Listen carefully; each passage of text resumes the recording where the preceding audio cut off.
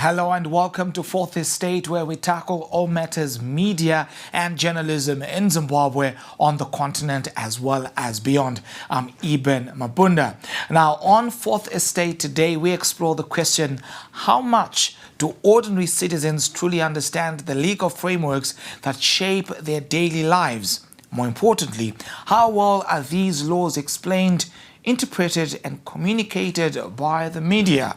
Zimbabwe's legal and parliamentary processes are often viewed as the domain of lawyers, politicians and bureaucrats. Yet, for many journalists, the law remains one of the most complex and underreported beats. Legal jargon, inaccessible court documents, all these create a minefield for media practitioners who are expected to simply and broadcast accurate information to millions. On Fourth Estate, we ask, are Zimbabwean journalists and editors well equipped to cover legal and parliamentary developments in a way the public can digest? What is the role of the media in legal literacy? How does language access and digital literacy affect the dissemination of legal information? Our discussion, media's role in legal literacy. To discuss these issues and more, I'm joined virtually by Maxine Chasweto, who is a lawyer with Veritas Zimbabwe. Hello, Maxine, and thank you for joining us on the Fourth Estate. Hi, Evan. How are you? It's my pleasure to be here. Can't complain, should only get better. Now, let's get into the meat of the conversation. It is argued that many Zimbabweans still lack access to understandable legal information. What is your assessment of the current state of legal literacy in Zimbabwe? Wow, thank you. That is a loaded question. I think that we, especially from Veritas's point of view, we've done a great amount of work to try get the law to be digestible and as simple as possible. But you find that explaining the law, even in Shona or in any other vernacular language, can be difficult. So it's definitely something that we are far from just making the law easily understandable, but it is not out of reach. As you rightfully pointed out, it all comes down to journalists carrying their function, making the law into bite-sized pieces that are easily digestible for the public. Right. The media is often the public's first point of contact with new laws and parliamentary proceedings, yet legal stories are frequently underreported or misrepresented, partly due to journalists lacking what I'd call the lack of legal training, and also due to the inaccessibility of legal texts. Question then would be, how do you view the role of the media in improving legal literacy in Zimbabwe? I think the first thing that I would actually say to you is that I wouldn't say that legal texts or legal jargon is inaccessible. That is actually the role of journalists, to be able to pick up the phone, call us lawyers and say, hey, this is what I'm understanding. Can you help me on this? Because I am pretty sure that every single journalist I know knows a lawyer.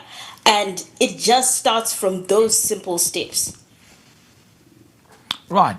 Perhaps as a follow-up to that, many legal materials that we have are veiled in English, yet the majority of citizens primarily use their local languages, your Ndebele, your Shona, your Venda, as well as your Tsonga.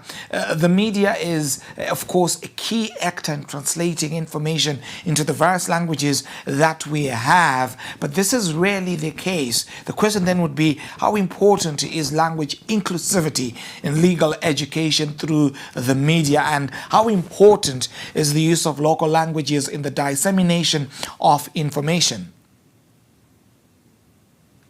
Right. So I would just like to take it from an example point of view. So one of the things that we have done at Veritas, for example, is to translate the Constitution into all 15 local languages, the 16th being sign language, but we've done it in 15. And the reason for this is that it is actually not as simple to just translate law and write it. A lot of things get lost in translation, and that's how we are then having this conversation, because one thing that has been interpreted in Latin might not necessarily have a direct translation in Shona. So, in order for the people to actually also understand their rights, to understand the Constitution, to understand the different things that would be considered right and wrong at law, it is of utmost importance for that translation to be gotten right. And one of the things that journalists can do is to verify whenever they have a translation, to verify, to be able to say, okay, this particular word, be it a very popular one, everyone always talks about the fulcrum. Like, what does that, how do you translate that back to Shona? But as well, we also have tools that we ourselves, especially at Veritas, and I know there are several civil society organizations that have also done that, that have created tools that can help journalists in being able to break down certain court processes, certain court timeframes. That's also one thing that we always find is misleading sometimes in the press, the way to chronologically follow a case, or to follow court processes or even legal processes, because everything has times and everything has a process that it follows.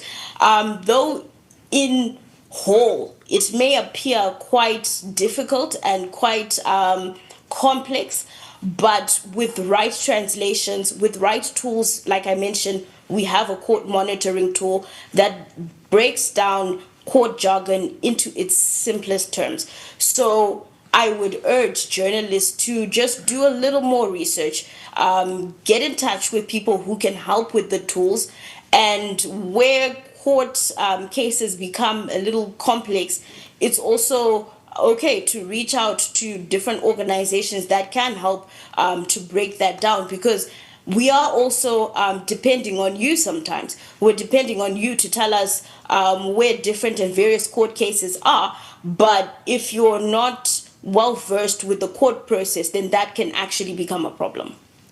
Right. Of course, there's much to decipher from that. I will start with a follow-up to say, in this very regard, how important are community radio stations since they are close to the communities? Community radio stations are a gem. I say this because a lot of the times when we even just go down to the communities or you go down to different places, you realize that information is not filtering to the people. You find that certain processes or things may happen in Parliament today, but people on the ground may not know.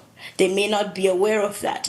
A very simple example, which might actually even be a little bit of a shocking one, was we were having a legal clinic in Epworth about 4 or 5 weeks ago, and you'd find that the amount of people that actually do not know that child marriage is rape is alarming.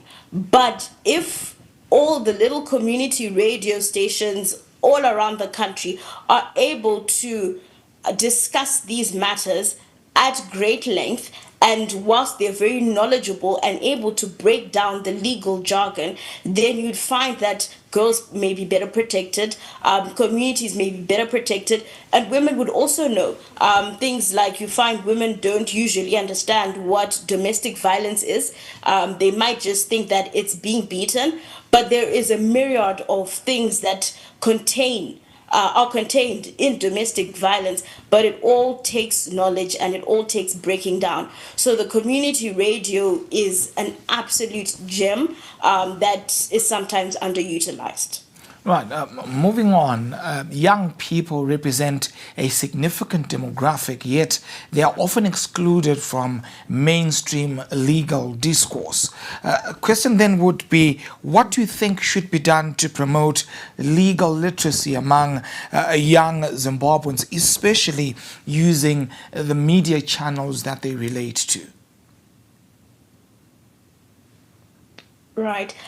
I think garnering interest, especially in legal matters for young people, is a matter of those who lead the media channels, those who are in control at the media channels, to be able to have different programs that can best represent the views or the values of young people. Because sometimes when we talk about the law, it's something that we may talk about subjects that are not so interesting, right? But you'd find that every single aspect of life and every single area of life has its own set of laws. So if you're talking about music and corporate IP, intellectual property law, if you're talking about businesses, be able to equip young people. We're in an entrepreneurial society. Be able to equip young people with the various laws that apply to them at various stages. You always find that people are in business or say to be business people, but they don't know the various documents that they need. They don't know the offices that they need to go to. So it's just a matter of garnering interest in the particular subjects that young people are already interested in. And I think another thing is that a lot of the times we do not separate law and politics, but it is not always the same thing. And that's where we often lose young people because they feel defeated, they feel there's nothing they can do. But the law is not always politics, and vice versa. It is there to protect you, it is there to help you, it is there to propel you forward. Well, time for us to take a breather. When we come back, we explore other means of bridging the digital divide that exists in our society and as far as legal matters are concerned. Now, we will be right back. Don't go anywhere.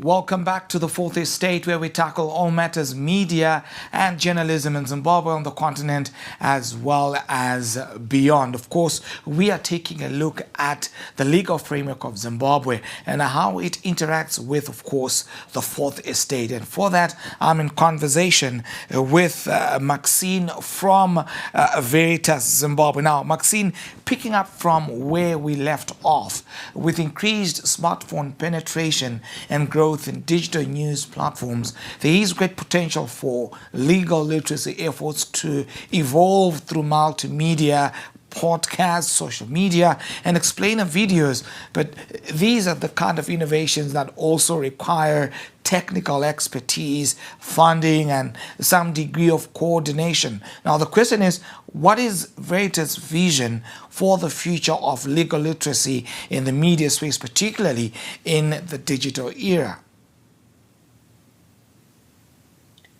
All right. So we already started on this race. We're excited about it.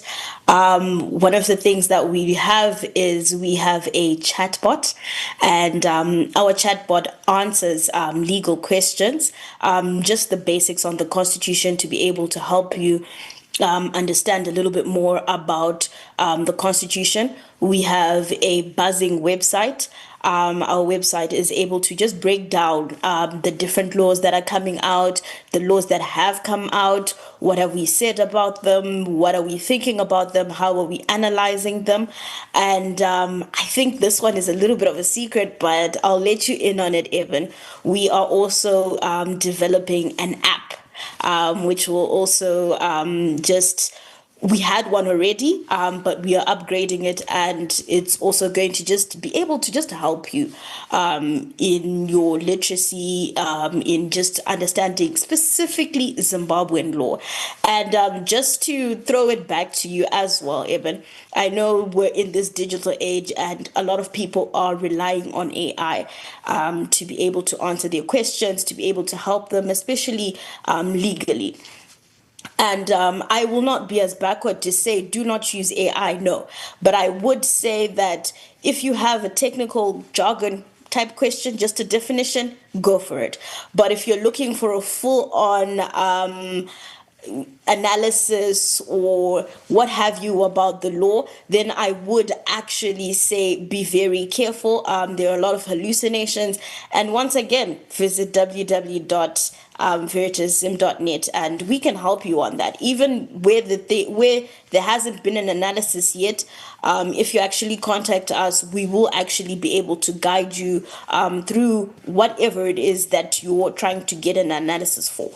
May you speak to us about the possibility of collaborating with some of the digital content creators so that this legal jargon as well as the latest developments within the legal space can be well disseminated to, of course, the users of course, what's provided for in the law?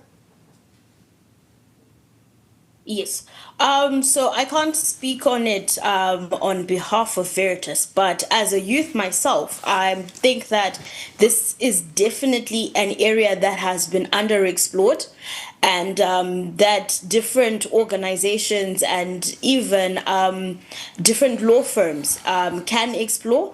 I've seen a few TikTok accounts actually that actually seek to just explain legal jargon, explain different laws that are actually there in Zimbabwe. For example, I've seen a baker that actually breaks down the law whilst they are baking. So it's definitely a new space that is very much underexplored by the legal fraternity. And I think the caution there is always to disseminate information that is factual and that is true, but at the same time with treading carefully on what's going on in courts and commenting in the right way and avoiding sub judice. Right. While some journalists may be willing to somewhat expand their legal reporting, media houses often face commercial pressures that make such content a low priority. In some cases, legal education is perceived as dry or non-newsworthy. Now, the question is this: what are the systemic challenges within Zimbabwe's media industry that you think limit the prioritization of legal literacy content? Right. So what I think often happens is, as you're mentioning, that it's often seen as a dry subject. Yes, But yes, I do indeed. not think so.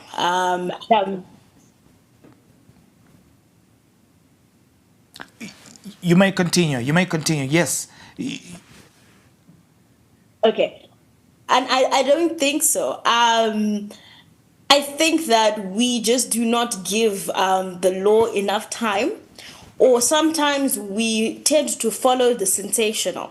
But even in following the sensational, why don't we see through the story? I often see journalists starting a story, a legal story. It could even be a legal case. It could be something that's happening in Parliament, a matter discussion that's happening in Parliament, but there does not seem to actually be follow through. I'll give you an example of something that me and one of my mentors are always laughing at. It's not really a legal example, but it's just to show how we don't know how stories end. And that plays a big part in us always following the media. So we talk about the house in Wange that went to Malawi, but we never know what happened when they got to Malawi. We don't know, did that house come back? You know, that sort of thing. So these are the things that we're looking at. If the media fraternity also followed through with some of these stories, then that could work as a as a learning tool, as well as just keeping us hooked. Finish the story. Right. I think the other aspect which then becomes important in this regard is the aspect of training. It appears very few journalists in Zimbabwe are trained specifically in legal or parliamentary reporting. As a result, complex legislative processes are either underreported or oversimplified. Now, the question is, when you look at how to address that challenge and bridge that particular gap, what do you think should or could be done to alleviate the situation? So, again, I would like to stress that we cannot place this huge responsibility on just one sector. So we can't say it's for journalists only. But I think that's where us as lawyers can hold hands with journalists and walk them through the processes. I would like to tell you, Eben, that the parliamentary process is not simple. I have been working in this area for nearly 7 years now, and I can never say to you that it's as simple as me training you in a day. It does absolutely take some time because it has hooks and crooks. And if something happens that's out of the ordinary from what I've seen in the past 7 years, there is a new area to actually learn because there's a new process for that thing. But it doesn't always have to be so complicated. Again, like I said, this is where we come and we hold hands. So one of the things that I know that Veritas has been doing, I've also seen another couple of civil societies organizations have been doing, is training journalists, in particular in court reporting. And I think for now, I think about two others, including ourselves, are the ones that work on parliamentary process reporting. But again, without the training, without anything complicated, one has their constitution. And the constitution is a good starting point to try and understand, okay, why was this parliament created? Who is in the parliament? Who constitutes it? What is the responsibility of who? And once you understand your who, what, why, where, and when, then you start to get the feel of what's going on, and usually you can now start following. So again, like I said, it's not always as easy, but there are starting points. So my starting point, number one, would be your constitution. Your constitution has it all. And then from there, you can try go onto the Veritas website, you can try do different things, and you can try be in touch. And when we do have workshops, reach out and say, we want to have a workshop on this, and we can see where we can collaborate. Right. The media regularly covers parliament and legal proceedings. However, these don't always reach the grassroots, and some say that the reporting is somewhat elite-centric. What strategic ways can be employed to improve access for rural populations and those without internet connectivity? Right. So, Eben, you mentioned community radios before, and we spoke about how these are an absolute gem. I cannot overemphasize the importance of community radios in getting some of that information out. But again, it will also take the will of the journalists, because I know that journalists want the big headliners. You want to be in the big newspapers and the big radio stations. But it is also important to think about those. And then another thing that can also help, apart from the community radios, which I would place as my base, would be just the different outreaches that different organizations do. I think that we spoke about how often people make the legal boring, but the thing about legal is that it shouldn't be looked at as some big bad mystery thing that's happening in the back. It should be relatable. It should be told, a story that's told to every single person, so that they understand. So even if sometimes it is maybe an organization that specifically only deals with food aid, or an organization that only specifically deals with feeding children, or domestic violence with women. Those are all opportunities to carry the Constitution. Those are all opportunities to carry the law, to carry information and be able to tell people what's going on, what their legal rights are, and how they can claim those legal rights. As we draw toward a wrap up, critics have noted that there are challenges pertaining to the media's access to parliamentary debates, gazetted bills, court rulings, and policy briefs, which are essential for accurate reporting. Now, while Veritas has made strides, as you pointed out, in providing timely legal updates and summaries, journalists often struggle to access primary legal documents or official commentary quickly enough to meet editorial deadlines. This affects, of course, the media's ability to cover unfolding legal and legislative developments responsibly. Now, the question is this: what do you think can be done to bridge that gap and see to it that information flows as fast as it is required? Right. Eben, I think this is a good advocacy point. Simply because a lot of the times when you look at access to information, it's often held up in bureaucratic processes. So you'll find that perhaps in Parliament, I know journalists at Parliament have a WhatsApp group. You'll find that perhaps the information that they're supposed to get is not accessible because the person simply did not send it through to them, or people are asking for it, and there's a whole lot of bureaucratic process surrounding that document or surrounding those documents. So my first point of a practical thing would be to say that we need to advocate and to actually say that constitutionally we have a right of access to this information, and we need this information in a timely manner. That's one. That's when we're dealing with the Parliament. When we're dealing with legal documents, that is a different ballgame.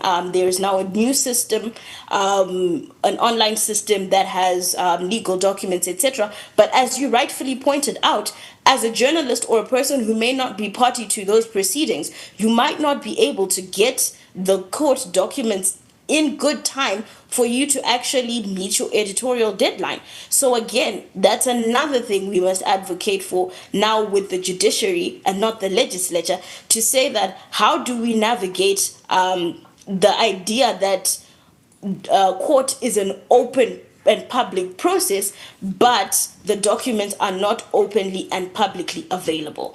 So definitely these are challenges that we actually have across the board, and these are points that we now need to advocate for. We need to join our voice and say that we need access to these documents. Maxine Chisweto, a legal expert with Veritas. Thank you, Maxine, for joining us on the Fourth Estate. It was my pleasure. Fantastic. Thank you, Eben. Fantastic. And of course, that's a wrap on the Fourth Estate, where we tackle all matters media and journalism in Zimbabwe, on the continent, as well as beyond. I'm Eben Mabunda. Thank you for watching and have a good evening.